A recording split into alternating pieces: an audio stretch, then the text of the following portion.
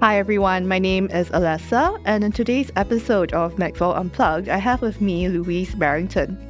Louise is an independent arbitrator and mediator who frequently acts as sole arbitrator or co-arbitrator named by parties and institutions.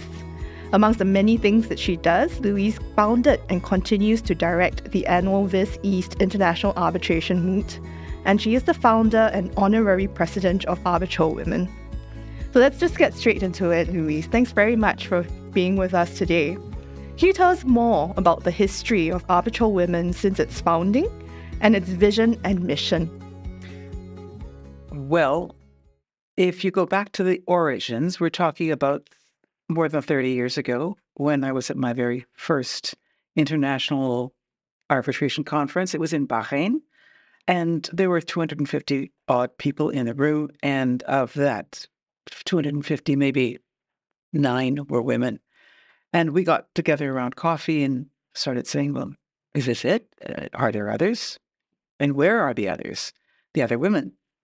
And I got curious, and so I did know a few other people who weren't there, and I wrote a letter to all the women I knew, those 9, and probably another half dozen or a dozen others, and ended up doing a survey of women in arbitration, and didn't think too much of it. It was curiosity more than anything else, but I knew that I wanted to do arbitration, but it had never occurred to me now that this was not something that women should do.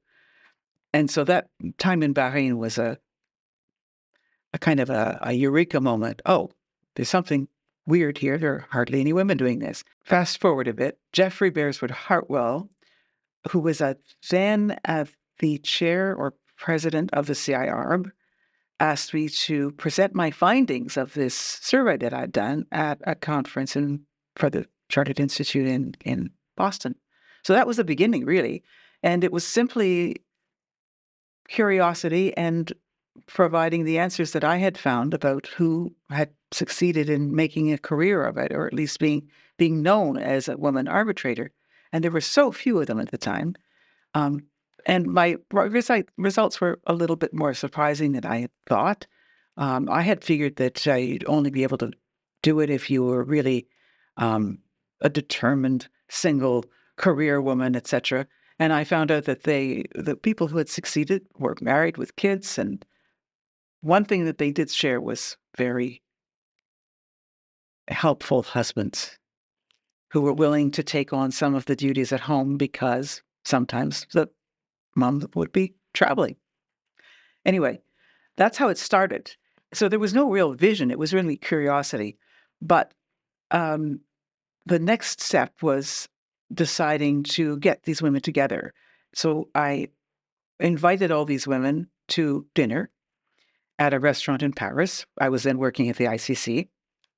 And Mirez Philippe, my colleague at the ICC, heard about this and said, this is a great idea, I'll help. And she not only helped, she's been the heart and soul of ArbitralWomen ever since then, which was, I guess, 1994. Anyway, we got this group together and we ended up with 60 women, to my amazement. And the energy was so incredible and the enthusiasm was so incredible that we decided that we should do something a little more concrete. And Mirez, who was far more talented than I with the internet, got a Yahoo Chat group going. And that went on for some time. And then it seemed like there was a will, a kind of a collective will that had grown up to do something a little more concrete. So we became a corporation. It's a non-profit association under French law in 2006. And we had a board of directors, and we had about 50 founding women who joined us at the time. And after that, the big problem was persuading people to join, because so many women didn't want to join. They didn't want to join because they felt that if they joined us, they were going to be considered bra-burning feminine radicals, and that it would hurt their careers. I mean, I'm serious, but that was a women's group was just not on politically. And so we had to beg people to join us.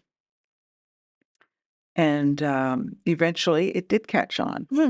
And with more and more women going into law, and there being a certain evolution in society's view of women, when you think about it, it wasn't so long ago that women couldn't have their own bank account. They couldn't deal with their property without their husband's consent. This was in my lifetime. I was a kid, but it was in my lifetime. And so the world is no longer like that in most places now. But I think it's our responsibility as we go forward and we continue to promote women, and we're successfully promoting women because now we've got the institutions behind us. Yeah. And the institutions have been wonderful. Yeah. So it's coming. We've made a lot of progress, but we're not finished. Well, I am a very proud member of ArbitralWomen, so I can assure you there's no issue with persuading women to join you guys now. And I'm sure you have members from all over the world now, starting from Paris, and now it's just really expanded. We have, yeah, over 1,200. How do you think how do you think that the mission has evolved now compared to 30 years ago, which was, back then? That's a good question. It has certainly evolved because, as I said, there was no mission at the beginning. It was just, as I said, what's going on here? And then I think the mission really became, shall we say, concretized with the founding of the organizations into a physical company. Mhm. And that was because we thought, well, what's the point? Why would we want to do this? And we have to have a goal. And our goal is basically to promote women working in ADR, whether they are arbitrators, counsel, experts, institutional staff. Anyone who's working in ADR is eligible to join in ArbitralWomen, and the idea is to make sure that women are adequately represented at all levels. Right now, there's no problem. I think most of the institutions are run by women now. Now there are lots and lots of women doing counsel work. What we're not getting yet is a buy-in for women doing the big cases. There are a couple of women who are the exception to the rule, but there are very few women getting into the really big cases. Most of those are still reserved for the men. But that is coming, and it will continue to come as more and more women join and stay in the profession. I think it is a profession now. It wasn't 30 years ago, but arbitration is now a profession. Mm. So just looking back over the last 30 years of ArbitralWomen, are there any particular key initiatives that you are proud of that stands out With ArbitralWomen? with ArbitralWomen? Yes. Yes. I think one of the first, and I think it has been very successful over the years, is a mentoring program where we have, I won't say younger, but newer arbitrators joining us, and they want guidance from someone who's been doing it for a long time. And so that mentoring has been extremely successful. A lot of really terrific relationships, lasting relationships have grown out of those. And now it's kind of evolved because we now think of it in terms of reverse mentoring as well, because the older generations, myself and even the generation below, don't have the kind of skills that we need for today's arbitration, the artificial intelligence, IT. Some of us are still not that comfortable with these things. And so having younger women involved is great because it's making sure that the profession keeps up with the needs of the clients, which of course is what we're here for. Oh, okay. That's one thing. The second thing is the toolkit, the diversity toolkit, which was established about 6 years ago with a grant from the AAA ICDR. And that is a day-long program, and we've now got a shorter one we call the Executive Toolkit, which basically looks at the business plan for having women on tribunals and in key roles of arbitration, and then discusses how that can be done at various levels. So whoever is attending, whether they be a junior associate or a senior associate or a partner or a managing partner or a client, they all have a role to play in advancing women. And so that's important to keep in mind. And the idea is that we do interactive exercises, role plays, and discussions about things that people might try or have tried to increase diversity in their own personal situation. The third thing is the educational funding, which we've been providing for many years. In my other role as the head of the Vis East Moot in Hong Kong, I was continually getting questions and pleas from teams saying, "We really want to come, but we can't afford it. Will you pay for us to come?" Well, the Vis can't do that. And so I suggested that they might want to go to ArbitralWomen and see whether ArbitralWomen would help. And then ArbitralWomen formed a committee. And the result of that committee is that now needy teams who are composed of at least 50% women can apply to have the registration fee for their moot paid by ArbitralWomen. It started with the Vis in Vienna and the Vis East, but now it has extended, and we have paid for various different moots around the world for teams to come, but they have to have at least half women. At the time we did that, there were very few women actually speaking on those Vis teams. The women were coming, but mostly it was men who were doing the arguing. Now I have heard about teams who actually added women onto their teams so to make them eligible. And now it's not uncommon to have a team of 2 women against another team of 2 women, and probably even 2 women out of 3 on the tribunal, because there are just so many more women, but we're talking 30 years later. That sounds really great, because that sounds like a really good starting point to just have more females going into arbitration, because as we know, the Vis Moot has been the starting point for a lot of arbitration practitioners, for them about how they found out about arbitration and how they got into arbitration in the first place. Actually, just picking up on the Vis East Moot, which I mentioned at the start, you were one of the founders of Vis East Moot, or you founded the Vis East Moot International Arbitration.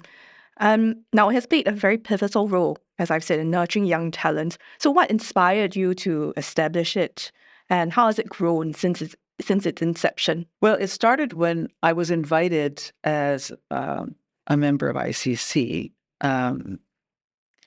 to judge at the Vis Moot in Vienna. And that was sometime in around 2000. I was absolutely blown away by the educational experience that was happening there, the incredible learning curve that the students had from when they walked in as nervous, really, really kids, and to 4 or 5 days later when they walked out as seasoned, confident professionals. It was nothing short of amazing. And I thought that was absolutely wonderful. But when I looked around, I noticed that there were almost no Asian faces in that group.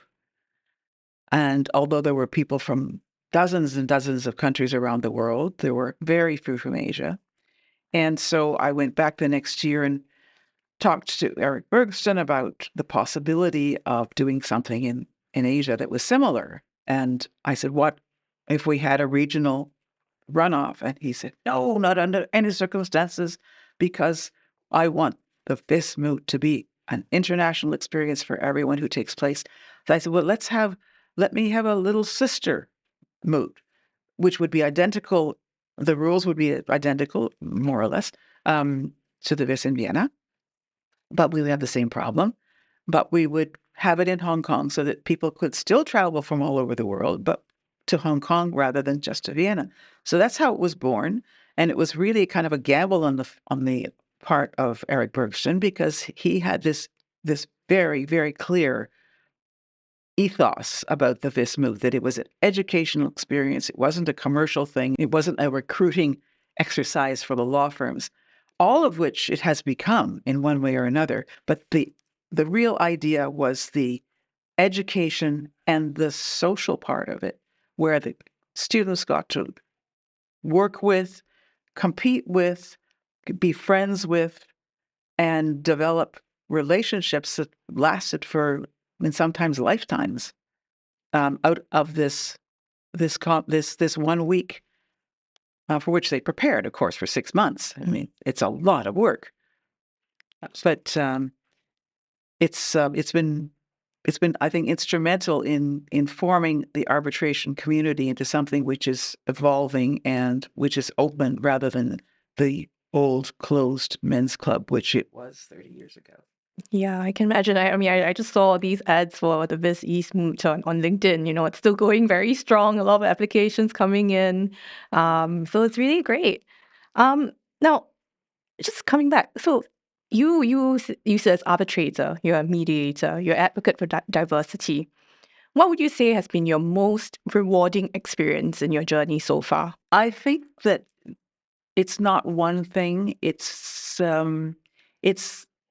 it happens often now when I see someone who has come into the arbitration community as a result of doing the Vis East Moot, or sometimes both, because I've heard so many times from the students, this has been a life-changing experience for me. It's the first time I've left home, perhaps, or it's the first time I've actually had a conversation with somebody from X country or some other country that, you know. And so it's opened the students' eyes to the fact that they are not the center of the universe, and that there's a whole other world out there that thinks very differently.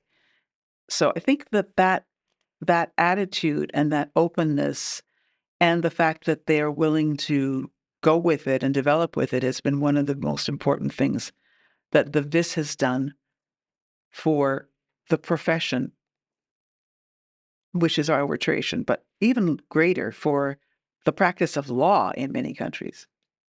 Yeah, and that's so important because, I mean, that's just the tip of the iceberg as a student, and you start your profession as an international arbitration practitioner, and you realize this, you know, that's what's so special about it. It's such a big world out there, and you know, when you wear so many hats, right? You know, arbitrator, mentor, mediator. If I were to ask you to describe yourself, how would you describe yourself as an arbitrator? There's a certain, in many cases, especially when I've got people from different countries, countries where arbitration isn't really that well known yet, there's a certain teaching element to it.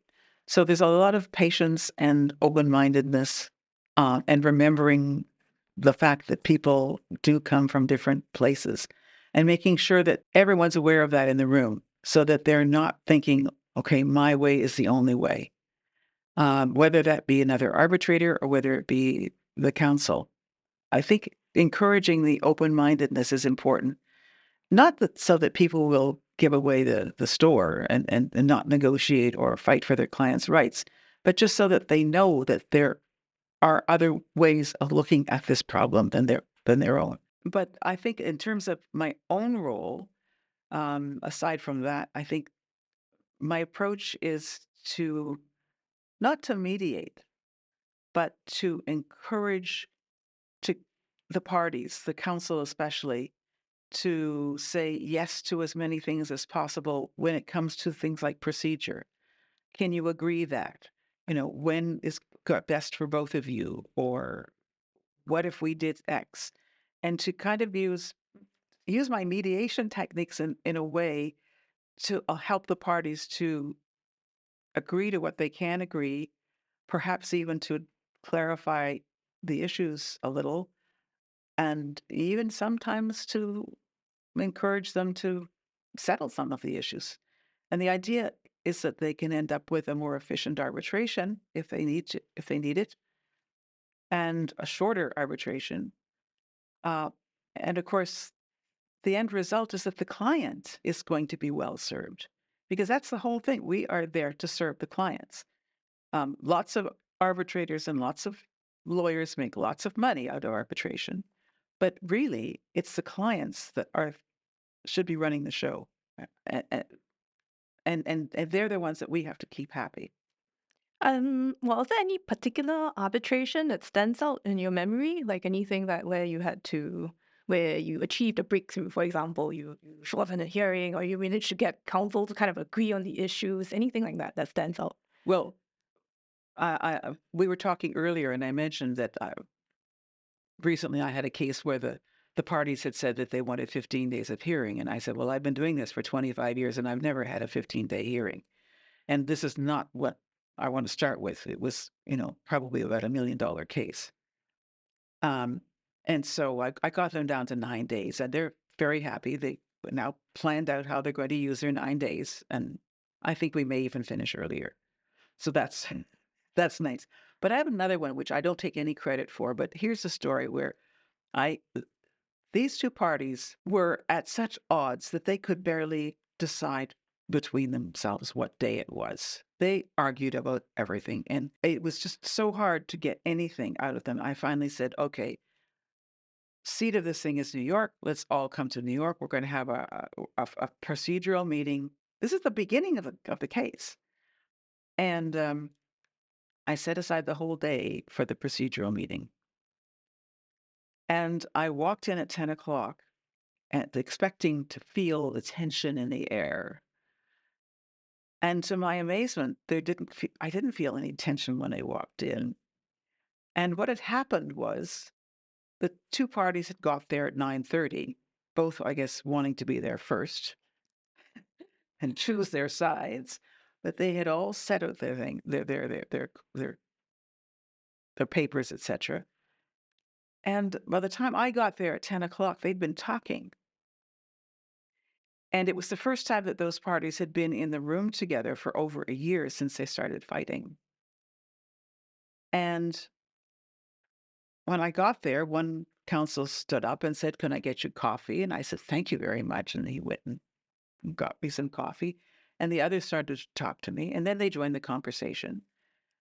And we started having this very nice conversation about, I don't know what it was, but it wasn't about the case. It wasn't long, but it was a couple of minutes. And then I said, "Well, let's get down to business." And started with number one on the agenda. To my amazement, everybody said, "Yeah, that's fine with me. Good. Yeah, fine." And so we kept going through step after step, and they kept saying yes. And then we got to the issues, and of course, there was no agreement there, but that was all right. We parked that, went on to the next thing. And suddenly it was noon, and we'd finished. We had our procedural order. It was all on consent. And I said, "Well, I guess I'm going to go to shopping in New York this afternoon." And they went back. And 3 days later, they phoned me and said, "We've settled." So that for me was a huge lesson because what happened in that room in the half hour that they sat there and looked at each other against the table was they remembered why they had been in business in the first place. One person wanted help, the other person had the way to give them help. And it was just lack of communication and the actual execution of their agreement. And they settled it and they went back and they worked together again. Wow. Sometimes you really just need to put people in one room together. Yeah, I can't take any credit for it, but it was one of my most memorable cases. Oh, okay. I mean, that's really interesting. So I just want to ask, what's next for you then? Are there any upcoming projects or initiatives you're excited about that you want to share? Um, yes, I think one of the things that I really want to continue with is already in place, but it's something which is a constant. It has to keep going. Um, we have this. I think I mentioned the educational funding committee with ArbitralWomen, and one of the things that we funded is registration fees for Vis and other moots. But we also have contributed to initiatives for helping women in different areas.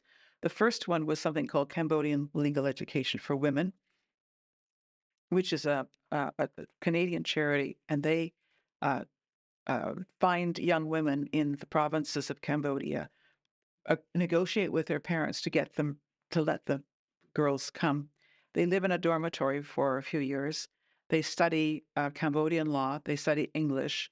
And when their English is good enough, they can then also study international business law from an American university standpoint. So after about 5 years, the best of them will end up with a Cambodian law degree, fluent English, and an American business law degree. And then they're ready for just about anything. And these young women are so dedicated, and they've been working together. There are about 20 of them living in the dorm, various levels. And they've been working together for so long. So they go off, they do internships, they do master's degrees. They all come back. They all come back to Cambodia. Some of them are working in government. Some of them are working in arbitration. Some of them are working in the provinces doing property rights work because it's very important there. So that's one thing, which is a continuing project. Another is Africa in the Moot, which is a memorandum of understanding between that Africa in the Moot group and ArbitralWomen, where we fund teams to go into various states in Africa to encourage basically high school students in their last years and the university students to get into law and arbitration and why arbitration and mediation are so important in business in Africa. There's a lot of work to be done there. And the third thing, of course, is the Vis East capacity building program, which grew out of Vis East and basically is a 10-day program which we take into a country where there just isn't an arbitration community or culture established yet. And we try to, over 10 days, 10 days, 3 years in a row, we try to get a cohort together that is really keen and wants to continue. And we've done that so far in Cambodia, which has been very successful. Myanmar, which has been somewhat less successful because of the political situation there, and most recently in Nepal, where we've been once. So I'd like to keep that going. And in order to do that, I've got to get more people who are going to be involved and who will be, have the same kind of commitment as the team we've got now, because they can't do it forever. People will do it a few times, but their lives change. And so we have to keep renewing the pool of people who are committed to this. Do you have plans to expand it to more jurisdictions? Not really.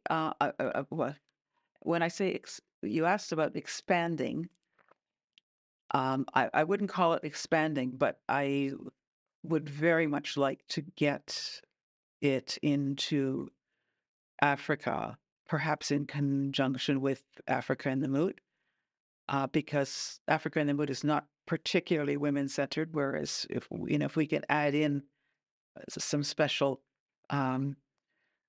training, if you like, for women, just so that they begin to expect that they should have a place at the table, which is not the case now. I think that would be great. I'd very much like to do some work in Africa. That sounds like a lot. And I mean, we were just discussing just now that, what about your personal hobbies? We heard you're a singer. Any plans to pick that up again?